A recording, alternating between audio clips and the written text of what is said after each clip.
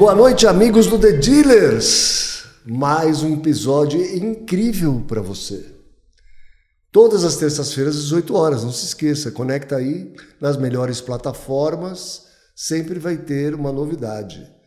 E hoje, mais um episódio maravilhoso, porque tem tanta história nesse episódio aqui que não sei se vai caber nessa hora que a gente vai conversar, nós vamos tentar encaixar. Porque quem eu vou apresentar aqui, ele tem mais de 40 anos diretamente ligado ao varejo automotivo, às concessionárias, e tem uma conexão muito forte, principalmente com uma marca, ou diria duas. Ele é uma pessoa incrível, começou como vendedor, ele vai contar a história dele aqui, mas é melhor apresentar logo. Eu estou aqui com o Roberto Kovacs, muito obrigado por ter vindo aqui no The Dealers, é um prazer enorme ter você aqui.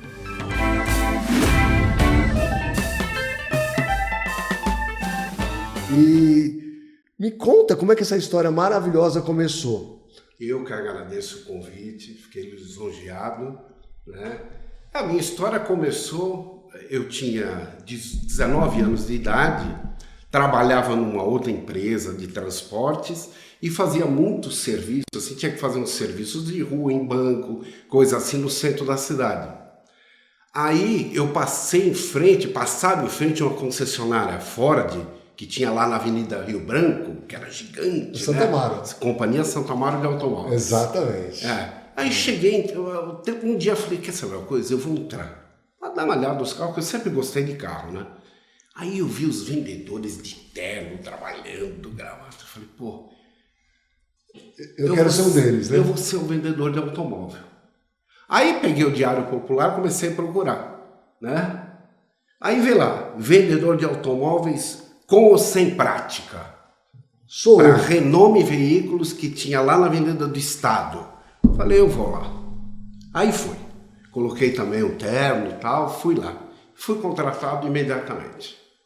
E peguei um gerente muito bacana, que foi me ensinando, me dando as dicas, tudo. E aí entrei no ramo de automóveis. A Renome era que marca? Renome era Ford. Era Ford. Ela tinha Ford, tinha Fiat e tinha moto Honda. Aí eu fiquei na Ford.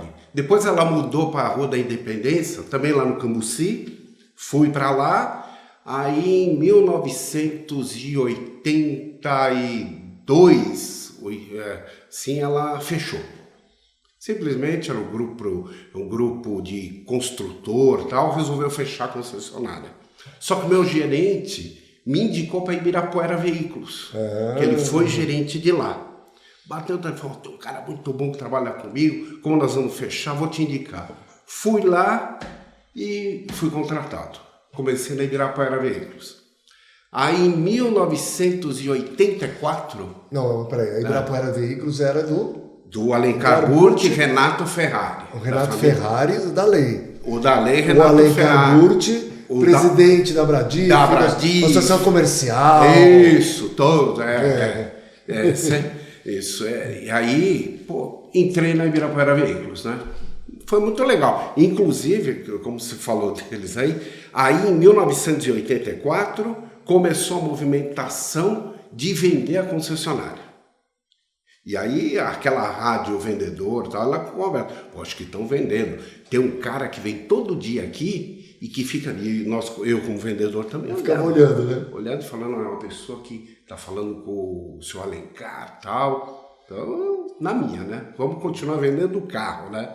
E aí o gerente me chama, fala, olha, tá sendo vendida mesmo, mas vai ter um negócio para você. Falei, ok. Nisso pediram para eu todo dia levar para o hotel, lá para o hotel da Paulista, o Mofarrege, aqueles lados lá, um hotel, levar essa pessoa. E aí eu ia buscar, pegava o corcel da Ibirapuera Veículos e levava a pessoa e ele começava a perguntar para mim as coisas. Pô, você é vendedor? Quantos carros você vende? Como é que é? Tal, como é que é o estoque? Começou a fazer umas perguntas, eu não entendia nada, né?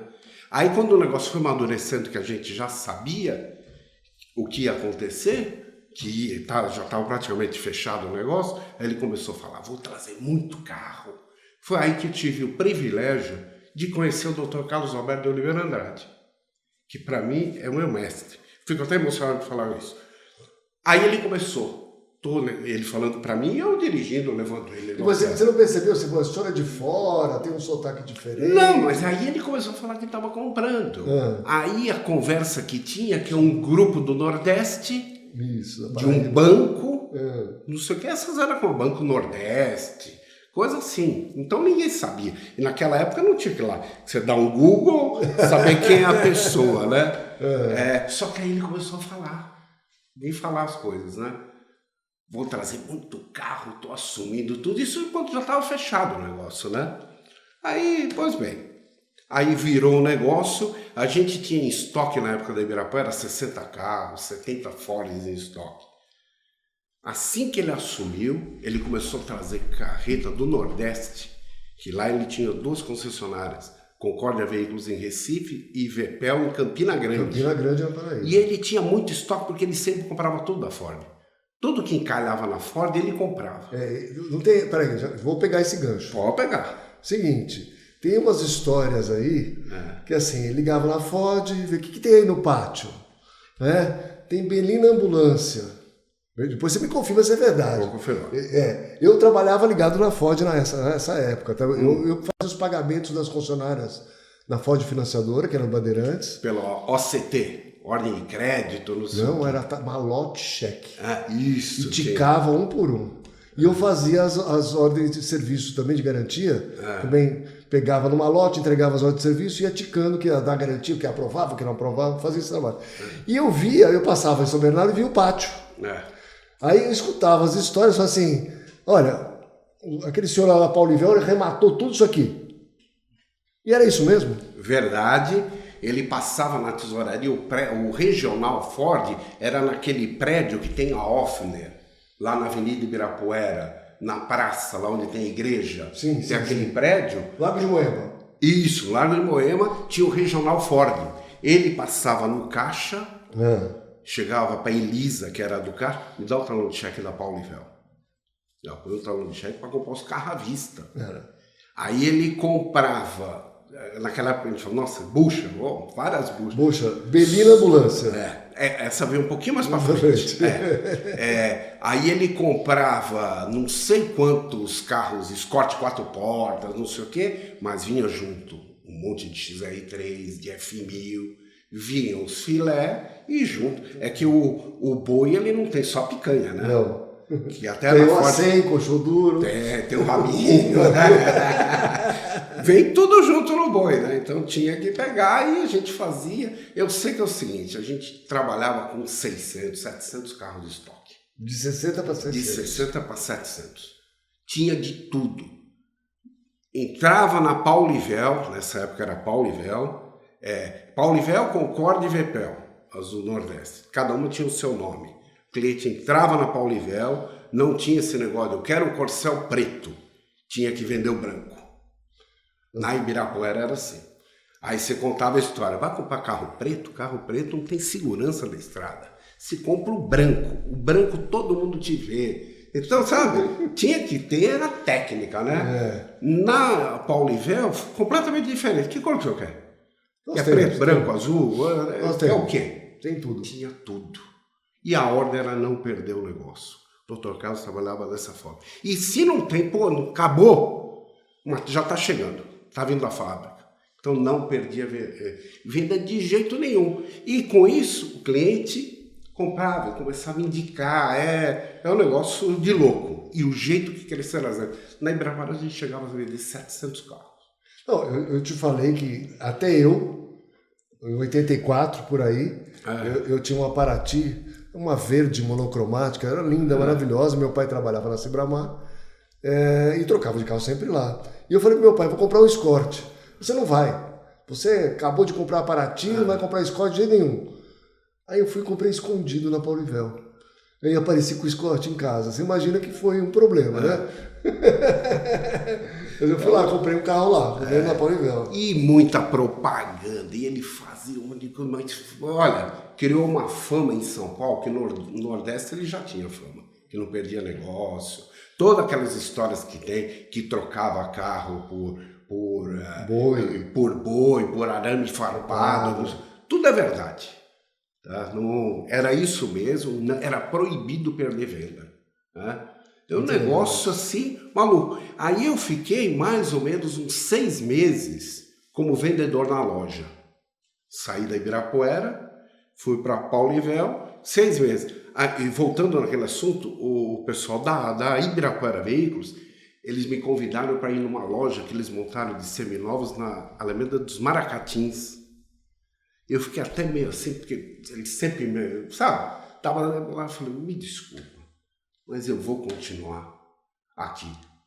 Ainda bem que eu fiz isso. Né? Porque a loja fechou. Com certeza. Menos de um ano fechou.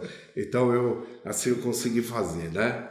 Então aí quando tinha mais ou menos 6 meses como vendedor, o Dr. Carlos, aquilo que eu falei que ele vendia carros, ele vendia mesmo carro, mas muito carro ele vendia.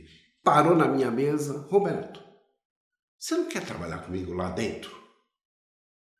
Tá? Acho que deu essa afinidade que eu levava ele para o hotel, trazia tudo. A primeira pessoa que ele vem trabalhar comigo, eu nem perguntei quanto eu vou ganhar. Quantos você tinha? Eu tinha nessa época, eu tinha o quê? 21 anos, por aí. 22 anos, alguma coisa. Não, tinha 23 anos aí. 23, 84. 23 anos, Então, em 1984, que eu conheci o Dr. Carlos, foi quando meu pai faleceu. E o Dr. Carlos Alberto começou a me tratar como se eu fosse filho, porque ele me dava vários conselhos. Eu era muito novo e ele dava aquelas histórias que no passado tinha. Construa seu castelo com areia, cimento, pedra, ferro, forte. Não vai para o outro lado, né? Tá? Então, sabe, aquelas histórias... Também tem uma história que ele falava assim, você nunca encosta num pé de maçã e tira o chapéu. Vão achar que você está pegando as maçãs.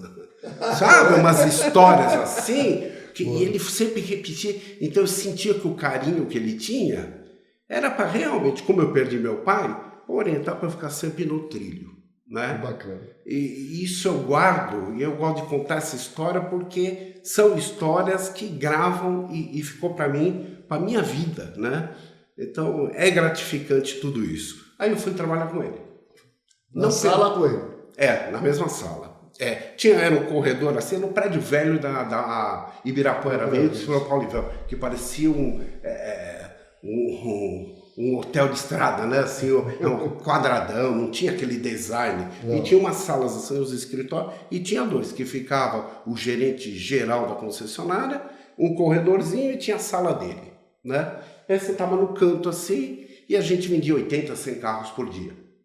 Era o gerente geral, o Dr. Carlos e eu. Depois até nós trouxemos mais 2 pessoas para ajudar, porque eu atendia até grampeador. Naquela época não tinha KS, essas coisas. Então um monte de aparelho, tudo tocava. E tinha um grampeador que não parava. O mercado era muito quente, né?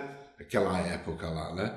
Aí foi indo, trabalhando. Aí o Dr. Carlos comprou a companhia comercial da Borda do Campo, que era da Gastão Vidigal, uma concessionária Ford gigante que tinha. E virou Paulivel. Que era o Luizinho Simonsen. Isso. Quebrou, aí ele comprou prédio, comprou massa falida. Né? E aí ele foi na Ford para conseguir a nomeação.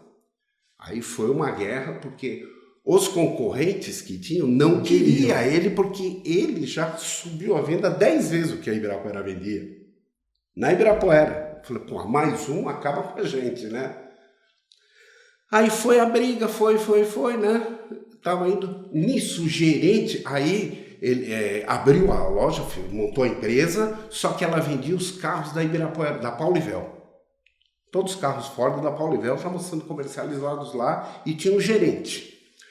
Nisso... Mas sem ser nomeado ainda. Sem ser nomeado, tá? É como se fosse uma filial da Paulivel, tá? Então, não era nomeado ainda. O gerente que foi contratado para lá teve uma licença, ele casou e tal, teve uma licença para ficar 10 dias fora, mais ou menos 15 dias fora. O Dr. Carlos olha para mim, Roberto. Vai para lá. Vai para Ceasa, ele chamou com Ceasa, até colocou Ceasa com Z. Não sei se você lembra disso, né? E todo mundo falava Ceasa com Z, mas justamente para isso, para todo mundo falar Ceasa com Z, para criar fama, né? Aí doutor, e aí, quem fica aqui no meu lugar, tal? Eu falei, não, eu me viro aqui, tal, vá para lá que tem que alguém tomar conta. Eu falei, ok. Aí eu fui para lá, gerenciar a loja. E tinha o gerente geral, nessa época, falou, doutor, o senhor vai mandar esse moleque, pessoa tão nova, que não tem bagagem ainda para tomar conta de um negócio desse? Aí ele pegou e falou pro cara, deixa que ele vai falar comigo. Mas é só enquanto não volta o gerente, ele vai ficar lá e ele vai falando comigo. Tá bom, ok. Aí eu fiquei a semana inteira, tal, fiquei lá uns 10 dias, chegou sexta-feira, né? Também eu já estava me preparando, falei, vai ter o plantão de sábado, de segunda-feira eu já vou para Paulivel, para o meu cantinho de mesa. Era assim, imagina você trabalhando aqui, eu no cantinho lá, né? Com os telefones. Aí, o que aconteceu? O doutor ficou brigando com a Ford no bom sentido comercial, né? Ficou negociando para conseguir a nomeação. Inclusive, teve a Mercedes naquela época que foi falar com ele para ele colocar caminhão Mercedes lá. Então começou, porque ele comprou o prédio. Claro. E era um quarteirão. Era enorme. Um negócio gigante aquilo lá, né? Então tem que faturar, tem que pagar a conta, né? Aí a Ford nomeou na sexta-feira. Era o último dia lá, a Ford nomeou.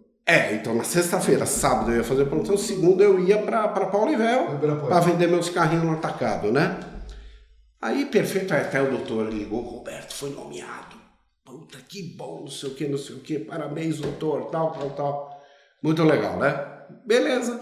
Sábado fizemos o plantão, até meio-dia. Aí eu e os vendedores, tinham 4 vendedores, pela porta do fundo assim, né? Vamos almoçar, de lá cada um vai para casa. Eu era solteiro também, tinha um posto lá, vamos almoçar. Quando a gente sai na porta, um monte de carreta da Ford. Mas uma porrada mesmo. Comprou tudo lá. Não, chegaram os carros, e a Ford nomeou fatura. Tem crédito? Vou faturar. Não fica dinheiro na tela não, né? Aperta o botão. Só que precisava, naquela época, você tinha que ter um conferente, até hoje assim, mas te dá um prazinho, se entrega de noite. Tem que conferir carro por carro, isso, os itens, tudo bonitinho, o catálogo do carro e tal, bater o carimbo pro transportador para levar. Eu falei, pessoal, eu não vou almoçar, vou ficar aqui para receber os carros.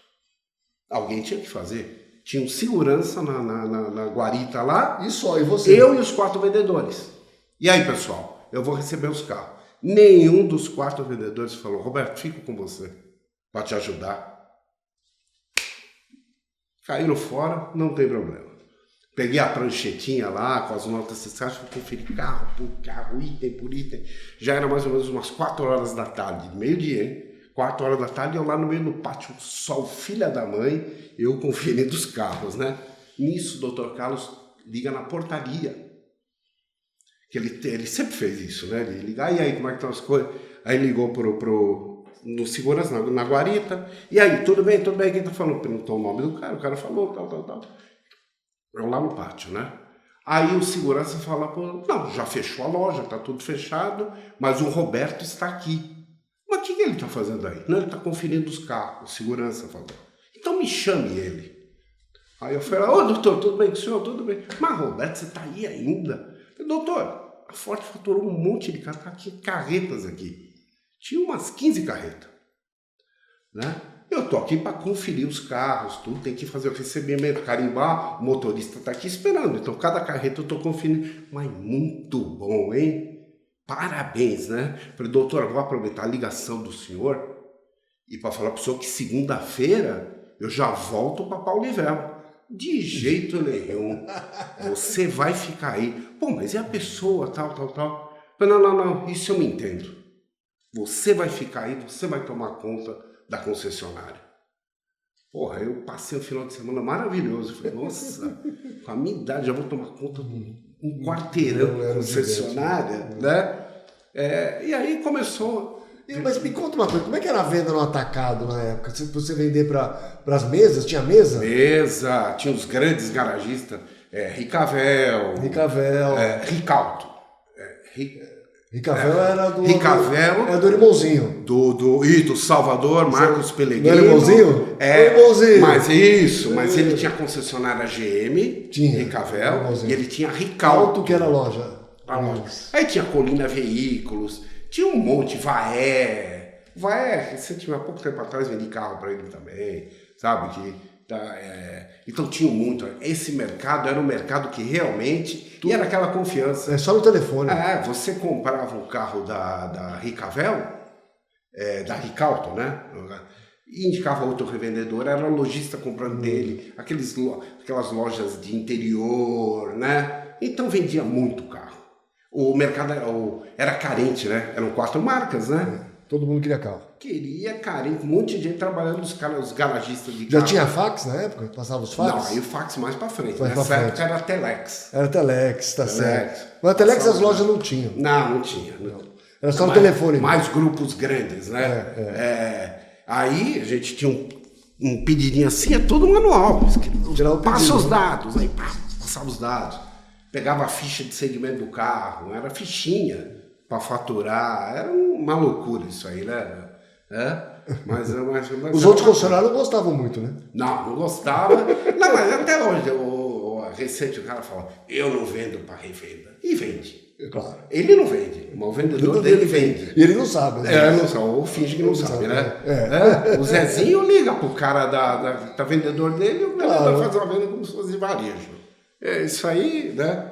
Só que a gente tinha uma central que a gente trabalhava. E todos tinham nessa época.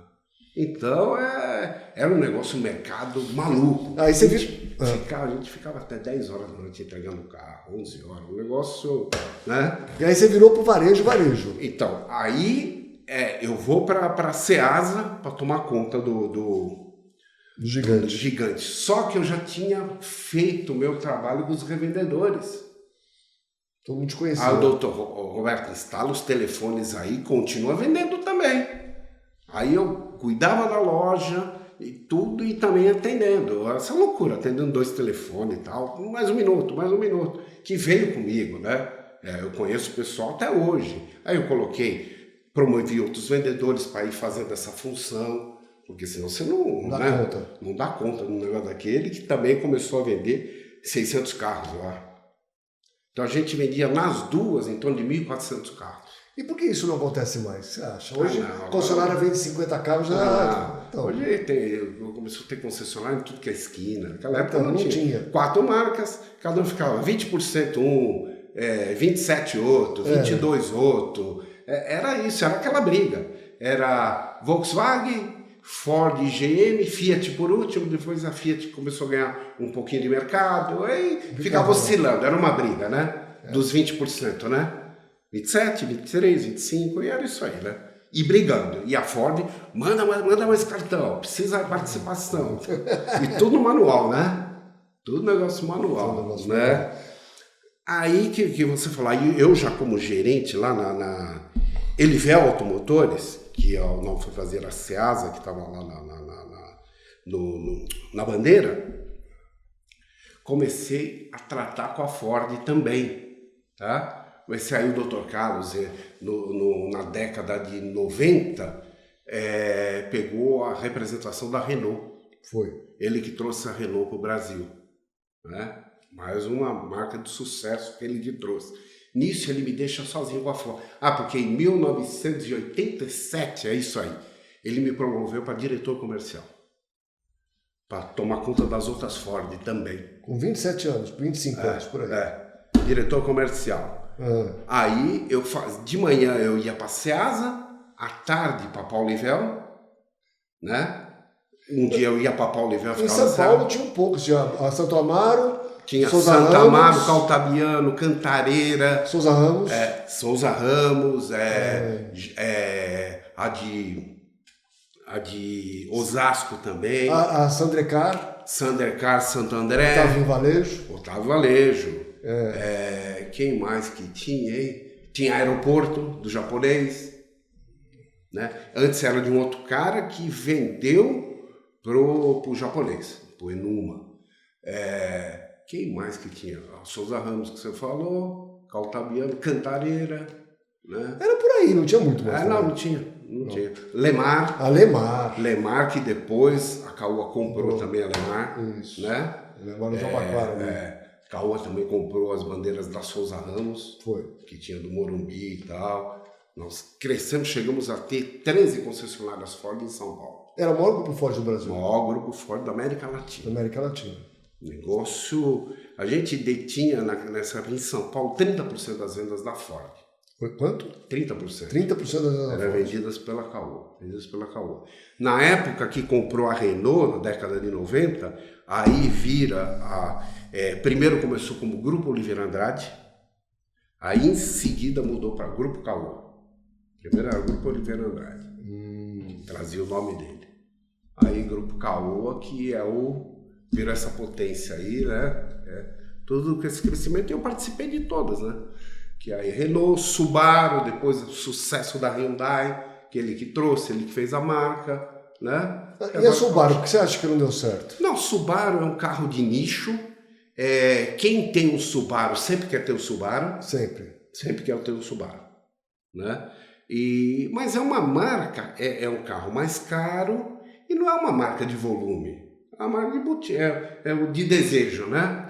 Ele é aspiracional, que não é um Subaru. Mas nunca... E o doutor sempre querendo fazer volume. Tanto é que na Subaru ele fez a recompra garantida. Então, aí vendeu bem. Eu lembro da 30% de valorização, uma coisa assim. E era em dólar. Era em dólar o carro. Então, recompra garantida em dólar. Mas dizem que não aconteceu? Aconteceu mesmo? Não, aconteceu. Lógico que o cara voltava para revender, aí tinha um monte de detalhe, bateu aqui, bateu Não conseguia pagar aquele valor. Lógico. Óbvio. Não funciona. Aí tinha cara que ficava, teve um que falou assim, quer dizer que eu tinha que comprar o carro para ter a recompra garantida, tinha que carregar o carro nas costas. Não, tinha que cuidar do carro, né? Óbvio. Não pode detonar e vir aqui, você vai receber o dinheiro. O carro tem que dar. Aí tinha as cláusulas lá, quilometragem. Sim, claro. Então, mas ele sempre foi assim ligado no marketing, né? Essas ideias e volume. Ele cuidava do marketing, todas essas propagandas. Da Tucson, por exemplo. Tudo dele. Quando o melhor SUV do mundo. Então, como aquele vozeirão do cinema lá, que até hoje trabalha para a Caoa. Olha só. O cara. Essa história da Tucson mudou a história do SUV. É o SUV que fez o SUV no Brasil. Não foi? Foi. Aí que abriu o nicho, esse mercado de SUV. E como é que foi essa história? De trazer a Tucson? Ele, como ele sempre viajou muito, ele já via, visionário, né? Ele via, esse carro vai ser sucesso. Tá? Então ele ia... sabia das coisas e trouxe e falou. Até na conversa, falei, esse carro vai assombrar o mercado, que ele falava muito assim, vai assombrar o mercado. A gente ficava meio assim, né, mano? Tá. E quando ele estava negociando a Hyundai, que tinha um grupo importador que não deu certo, né? Teve problema que era o Garavelo, né? O Garavelo. O Garavelo. Era o Consórcio Nacional Garavelo. Isso. Que não deu certo, porque não era o foco no varejo, sei lá. Ele pede para mandar 3 carros lá para o Ceasa, lá para a oficina. E aí ele me liga, o doutor, e fala, vai dar uma olhada no carro. Mas ainda eram os feios. Eram os feios. Accent, Excel, Elantra e um Sonata horrível. Horrível, tudo horroroso. Medonho. É que você falou para ele? Não, aí eu vou lá olhar o carro, né? Olho os carros. Um lado no capô passa 2 dedos, o outro não passa nenhum. Aí tá. E como a minha sala era lá na loja, e era uma concessionária de um quarteirão, o carro estava na funilaria, na oficina, no outro canto, imagina, outra dá para fazer o cardio, viu? Né? Eu falei, o que eu vou falar pro doutor? Vou falar o real para ele que eu achei feio. Horrível, né? Que ele estava tão empolgado, eu não queria jogar água, né? Gelo, né? Ele estava muito empolgado. Eu falei, doutor, os caras são meio esquisitos, eu no telefone. E não tinha celular naquela época, né? Então era no telefone, mas eu tinha um telefone, velho, que a gente chamava o telefone do Batman. Que só ele ligava lá, e ninguém podia usar aquele telefone que ele queria ligar e se atender na hora. Isso era... Então, se eu tinha que ir no banheiro, eu falava para um vendedor, fica aqui do lado desse telefone, não sai daqui, que eu vou e volto. Era umas coisas, né? Que ele queria informação na hora, você tinha que dar. Aí eu voltando, os carros são feinhos, são meio esquisitos, né, doutor? São esquisitos. Tal, a qualidade, eu achei qualidade e tal. Mas, Roberto, você não sabe o que vai vir por aí. Essa marca. Falei, doutor, então eu tô quieto, tô com o senhor. Aí eu ia cortar. Aí chega Tucson, né? Aí foi um fenômeno, um negócio assim que, né? Que gravou e com o vozeirão do cara, o melhor do mundo, não sei o quê. Quando estava o cliente lá, que eu também comecei a cuidar de algumas lojas da Hyundai, também da Renault eu cuidei. Eu tinha umas 3, 4 lojas que ficou do meu lado, né? Que era perto das concessionárias Ford, né? Pra gente estar junto, né? Então o cliente ia ver Tucson com a família e tal. O filho, né? Pô, pai, esse carro é o melhor do mundo. Porque via propaganda na televisão. Que passava toda hora. E né? Tinha os prêmios da J.D. Power, não comprava os prêmios. Começou a ganhar os prêmios. Começou a ganhar os prêmios todos. Vários prêmios. Então foi um negócio, um espetáculo. Nisso aí eu fiquei tomando conta de toda a Ford. Aí eu comecei, o doutor ficou na Renault, né?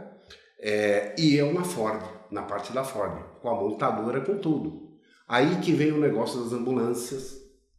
E o doutor falava assim, Roberto, quando você for negociar com a Ford, você tem que fazer como eu sempre fiz. Mas você ligue para mim se você tiver alguma dúvida. Você compre tudo. Se tiver 500 carros lá, você não pode comprar 499. Esse um que você deixar para vender para um outro distribuidor, o cara acaba com o mercado. Com um carro. Então preste atenção nisso. E fale sempre para a Ford. São 500 que tem, eu quero todos. Porque eu vou fazer um trabalho para vender todos. Não pode ter ninguém atrapalhando o mercado. Aí isso foi com as Belina, ambulância, os caminhões de bombeiro, de carregar, não sei o que, tudo que era de governo. Porque o que aconteceu? O governo fez uma compra grande, um pedido grande, a Ford produziu e teve um problema. Uma crise, negócio assim, o governo não pôde, só que os carros estavam prontos. Aí comprou todos esses carros. E outra coisa interessante também foi, que você deve lembrar disso, em 1992, 91, a febre dos táxis. Que o governo liberou a troca da frota de táxis com isenção. E era carro branco. E ninguém queria carro branco. Não. E a Ford não tinha carro branco. Mas tinha um monte de carro colorido. O que tinha de branco eu já tinha comprado para atender a fila de táxi. Um monte de carro colorido, tal. Eu fui lá na oficina, fui falar com o gerente de serviço. Vamos pintar tudo. Porra, quanto me custa? Quanto vai custar para pintar só por fora os carros? Só por fora? Só por fora. Né? Porque a minha jogada era o seguinte: pinta por fora de branco. Quando o taxista fosse vender, mas sou taxista e tal, não tenho branco, a fila pro branco é 6 meses, era coisa assim, tá? Você sabe como é que era a fábrica, é plano de produção, não tem esse negócio de ficar mudando. A tinta dos coloridos já está comprada, tá tudo certo, então é aquilo, né? Então, não tem, vai demorar muito, mas quer um carro pronto entrega? Nós vamos pintar aqui mesmo. O documento sai branco, tudo, a gente altera tudo, com nota fiscal da pintura. Naquela época você mudava, não tinha Renavan, não tinha essas coisas. Você mudava com a nota fiscal que o carro é branco. E tem uma vantagem para o senhor. Quando for vender, é só voltar para a cor original. Porque por dentro ele é tudo igual.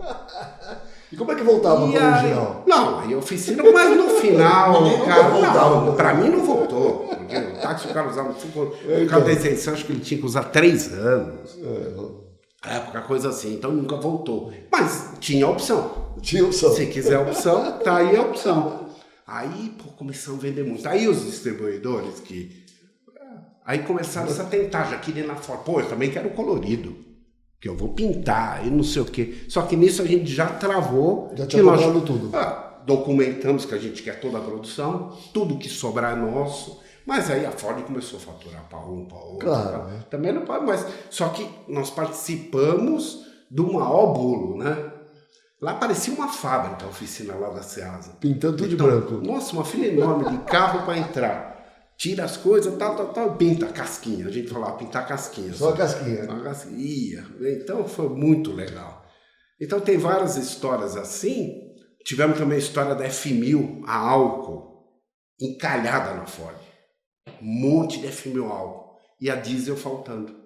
Também foi uma produção de F1000 álcool. Compramos todas elas, tinha o distribuidor MWM, compramos os motor diesel. Vocês transformaram de álcool para diesel? O carro era o mesmo. Eu sei, mas... Tirava o motor álcool, colocava o diesel, nota fiscal do mas motor. o que fazia com o motor álcool? E o custo? Não, aí esse cara que era o distribuidor estava fazendo uma base de troca, quer dizer, quase nada, né? Pagava pouquinho e tal. Então valia a pena. Valia a pena e também se jogava para o cliente. Diesel, tanto tempo de espera. Tem essa, a pronta entrega. Vendia tudo também. Então, carência de mercado, você vê. Mercado aquecido, né? Mercado aquecido. Mas aí, vamos dar um pulo para hoje já. Um pouquinho, só para a gente ficar indo e voltando, não tem problema. Você vê, nosso mercado continua parecido com os dos últimos anos. Aí você tem aí 300 marcas chegando, um monte de marca e tudo mais. Essa pizza vai ficar como? Então, todo mundo sabe, isso o próprio Dr. Carlos também falava. Que a Caoa faz parte disso. É isso, quando ele discutia números, falava, olha, atenção, o mercado não cresce, ele divide. Então, o que vai acontecer? É por isso que tem concessionária vendendo 10 carros, 20 carros, 30. Quando vende 50, 60, vende bem, né? É uma briga louca e quanto mais marca vier, mais vai dividir. A fatiazinha da pizza vai ser cada vez menor. E a minha visão é o seguinte, vai ter que entrar na briga. Montadora que é engessadona, que não baixa preço e tal, com a invasão chinesa, vai ter que se mexer. Vai. Na minha opinião. Mas você participou da chegada do coreano no Brasil. Francês. Primeiro, chegada do francês, depois do coreano e depois do chinês. Né? Vocês trouxeram a marca chinesa para o Brasil. Sim. Ninguém conhecia, ninguém acreditava em carro chinês. Né? Tinha a Sherry antes da Caoa, mas aquele era um carro esquisito.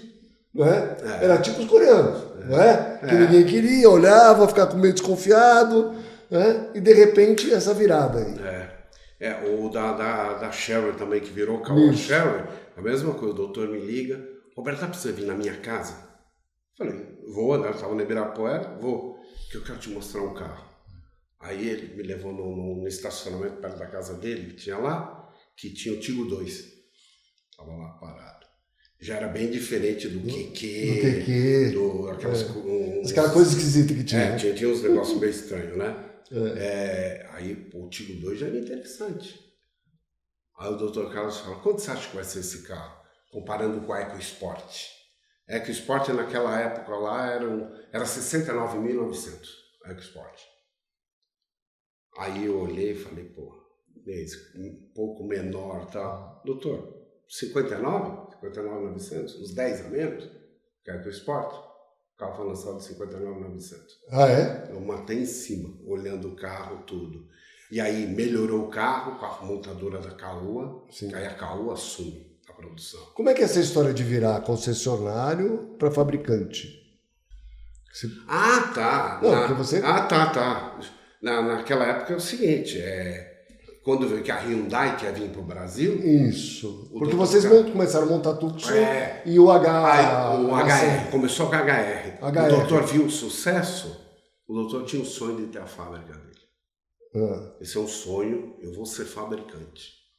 Aí que ele montou em Anápolis a fábrica, o que há de melhor na fábrica, e trouxe a produção da HR para testar a linha de montagem, aí depois a Tucson e aí os outros produtos. Essa parte de fábrica eu não participava.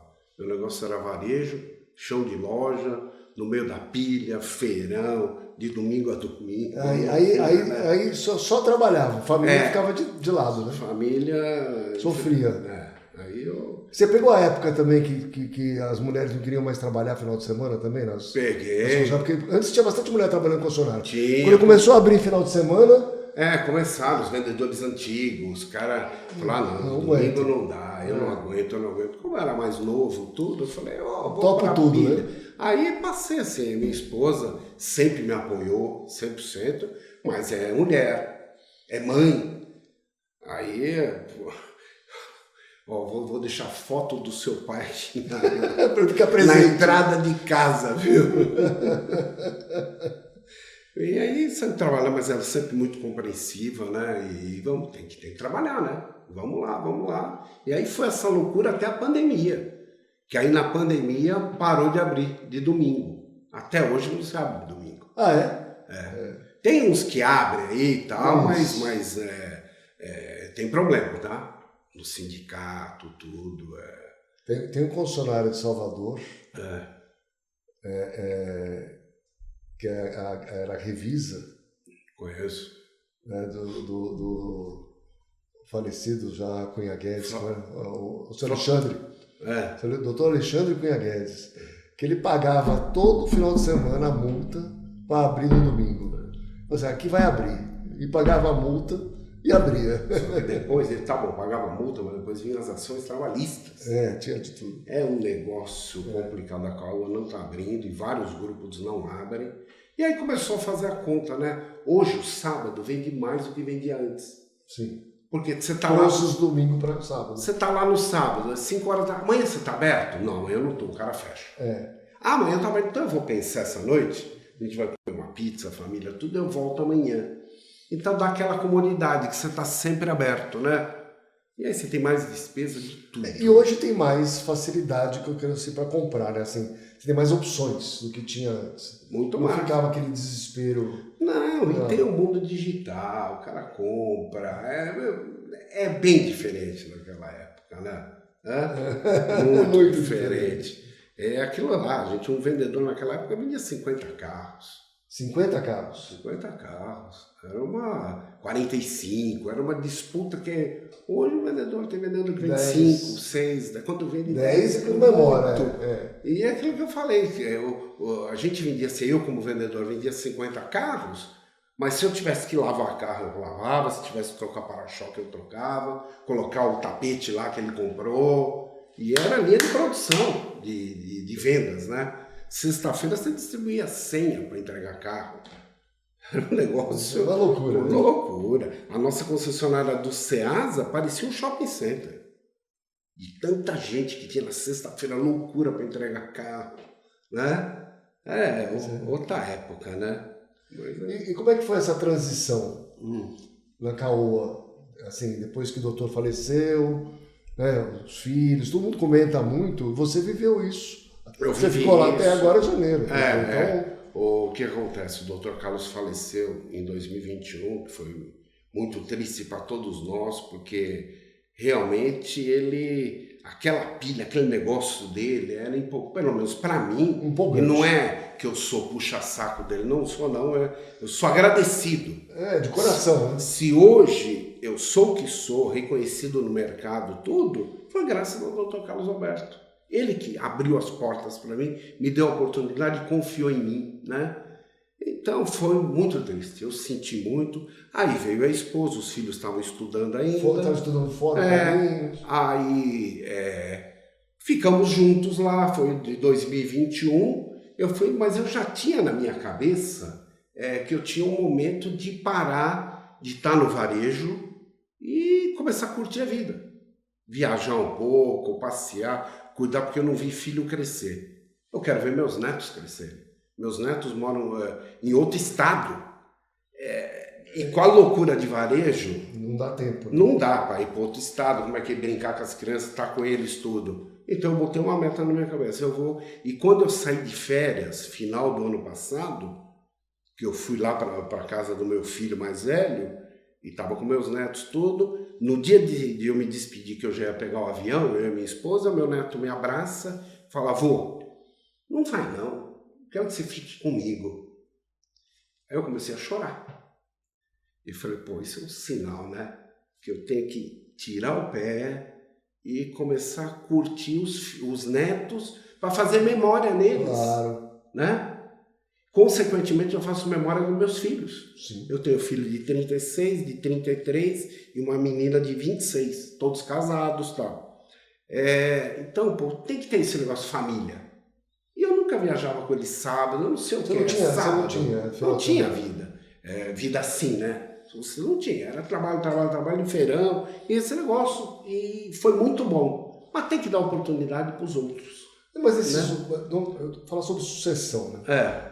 Muitas vezes, como aconteceu com o Dr. Carlos, os filhos eram muito novos. Sim. A esposa dele não trabalhava lá, ou trabalhava já? Não trabalhava. Passou a trabalhar. Passou a trabalhar. Então era fundamental ter alguém que nem você, que estava lá há mais de 30 anos, né, com uma experiência enorme no negócio e tudo mais, para poder passar, pelo menos para poder passar as coisas. Né? Então, e é o que aconteceu. De 2021, que o Dr. Carlos faleceu, até dezembro de 24, quase final do ano, que depois eu saí de férias aí o período, eu estava com eles, com a doutora, com os filhos, e fui conversando muito, falando todas essas histórias do doutor, como era, como não sei o que, tal. Porque eles não conviveram muito também, né? Não. Aí eu senti, a empresa está em ótimas mãos, porque o Dr. Carlos já no final contratou presidente. Foi. Passou 2 CEOs lá. O Antônio Marcel e o Mauro Corrêa. E o Mauro Corrêa, passaram os 2. A família assumiu. E olha, eu fico feliz que está na mão da família, que o Dr. Carlos, ele era o dono e ele cuidava das coisas. Eu tinha que pegar minha pastinha, eu cuidava da Ford, né, nessa época, quando eu assumi tudo da Ford, eu ia lá, doutor, tem essas despesas, isso, aquilo, eu despachava com ele. Uma ação que ia fazer, então, ele era feirão, muito presente no dia a dia. Muito presente. Passou a ser com a esposa, com a viúva e com os filhos. E eles estão indo super bem, tá? Fazendo um trabalho maravilhoso. E eu tenho certeza que a Caoa vai continuar sempre. Não sei se você viu que está lá, a Caoa é forte, um fenômeno, uma potência, e vai continuar sempre. Dr. Carlos, pouco antes de falecer, falou numa reunião que a gente estava, falou isso. Então, ficou a frase dele. Ficou a frase dele que marcou, né? E eu tenho certeza do sucesso da Caoa, eu torço pela Caoa. Eu, como conselheiro consultivo da Caoa, torço por isso e eu tenho certeza que a Caoa vai... E tudo que a família, eu adoro a família, e eu só tenho a agradecer o jeito que me acolheram. E quando eu comuniquei que eu queria parar... Você ganhou uma placa. Ganhei a placa da Caoa. O Grupo Caoa agradece Roberto Consilio pelos seus 41 anos de dedicação e compromisso, tornando-se o pioneiro em nosso hall da fama da Caoa. Muito bacana, hein? Me fizeram também um vídeo pegando o depoimento tanto da família como dos colaboradores que reportavam a mim e também outros que não reportavam. E toda vez que eu assisto aquele vídeo eu choro, porque não tem jeito, né? Aí depois teve uma convenção da Ford, logo em seguida, ela falou, pô, eu sei que você está no concerto e tal, mas dá para você participar da convenção? Eu falei, claro, vou com todo prazer, vocês são meus amigos, vou. Aí no final da convenção... Fizeram uma homenagem para você. Vem a plaquinha, né? Que é Roberto Kovacs, parabéns pelos seus incríveis 45 anos de dedicação e serviço exemplar à Ford, deixando um legado que é uma verdadeira inspiração. Agradecemos por ser parte da nossa história. Que bacana, né? E também sempre participei da Abradif, dos comitês de marketing, propaganda, todo esse negócio de varejo. 20 e tantos anos eu participei da Abradif, né? E é isso. Aí eu acho que o executivo, o cara tem que pensar na hora de parar por cima, né? Vitorioso, e deixar essa briga de mercado agora da fatia de pizza para os caras mais novos, né? Quando chega uma montadora no dia 31 de dezembro, 1h, precisa faturar mais 400 carros no varejo. Você acha algum cliente? Você faturar esses 400 carros dia 31 de dezembro, 1h? Não. E aí? Não dá para faturar, né? Não tinha mais ninguém. Fechou meio-dia. É só um exemplo de como tá feroz o negócio, né? Tá, não tá? O mercado, tá? Então e as histórias são... Como é que foi o negócio da Hyundai? Porque assim, a Hyundai tinha... Primeiro era 100% Caoa, depois ficou importados, Isso. e umas concessionárias, venderam Isso. separado, depois junto, depois separou de vez. Junto que o consumidor não entende isso, né? Não, então... Só quem sabe é a Hyundai, E a Caoa e os concessionários, que é das duas bandeiras, né? Como é que foi essa Porque o história? consumidor, você vai lá comprar um Azira e seu filho fala, ô pai, eu quero um Não, HB20. não tem. Não é aqui, é na outra esquina, em tal lugar. Então, por que essa confusão toda? Ah, não, mas foi porque a Caoa é importador oficial e fabricante da marca Hyundai desse segmento, premium, desse segmento. E a Hyundai montou a fábrica dela em Piracicaba. Isso. E a Caoa também é distribuidor Hyundai. Bolsonaro. Aí no final já foi feito o acordo para a Hyundai assumir o negócio. Aí é isso tudo que está na mídia. Eu conheço bastante o Ayrton, né? Sim. É uma pessoa que com um pensamento mais voltado para o varejo, mais próximo de concessionário. Difícil ter presidente montador assim, né? Gente finíssima. Maravilhoso. Eu trabalhei com ele muita amizade com ele. E ele foi o articulador disso aí, de certa forma. Foi. Mas ele já tinha tido uma passagem antes pela Hyundai, não ele tinha? já teve, ele que lançou a pedra da fábrica de Piracicaba, né? Isso. Que chamaram ele até na convenção, ele falava, pô, não, vamos montar a fábrica, tudo, pô, mas não tem dealer, não tem não sei o quê. Mas tinha nome a Hyundai. Marca de desejo. E ele fala isso na convenção, falou construído pela Caoa. Então, o mais importante, eu já tinha. Claro. Reconhecimento da clientela, desejo pela marca. O resto a gente vai atrás. E é isso aí, ó, marca fenômeno, tá aí, mas também tá na briga. Então, e aí teve a troca, Sherry, Caoa, aí nisso, aí quando começou que a Hyundai quer assumir tudo, o doutor visionário já trouxe uma outra marca, que a fábrica tem que continuar. Sim. A fábrica é enorme, o que há de mais moderno naquela fábrica, tem que continuar a produzir carro. Aí ficou um bom tempo produzindo os carros da Caoa Sherry e da Hyundai. Era HR, Tucson, o caminhão HD. Hoje só faz Sherry. Hoje só faz Caoa Sherry. Tá. Já dá pra falar alguma coisa da Chevrolet? Não, eu não tenho informação. Não participei. Tá certo. Né? Muito bom, muito bom. Mas fiquei muito feliz, viu? Sensacional ter você aqui. Viu? Eu que agradeço, achei muito bacana. Estou sempre disponível, o que precisar. Eu também senti a necessidade, eu pensei, eu tenho que passar essa minha história para as gerações que vêm. Fundamental isso. Né? É fundamental isso. Porque eles têm que ver, sabe, aquele meu episódio de eu conferindo o carro, os 4 vendedores não me acompanharam. Onde eles estão hoje? Entendeu? Você entendeu? Não é assim? Você tem que, a oportunidade que vem para você, você pula nessa oportunidade. O trem está passando, você pula, né? Que aí você cresce e é isso aí. Aqui na empresa tem um mote, né? Um mantra, que é assim, toda vez que te oferecerem um trabalho aqui, desde que seja digno, você tem que aceitar. Então eu falo assim, vamos pintar aquela parede de preto. Ué, cadê a tinta, o pincel? Vamos pintar. Tá bom para todo mundo. Você não tá ganhando para trabalhar aqui? Estou te oferecendo alguma coisa que não é digna, você não pode falar assim, isso não foi contratado para isso. Você pediu uma ajuda para ele. Então. Pô, vou pintar sozinho, me ajuda. Vamos juntos. Mas hoje não é assim, mas. Não é. Hoje não é assim. Porra, o cliente tá esperando. Pô, o lavador, vou lavar o carro. Eu lavei várias vezes, sabe?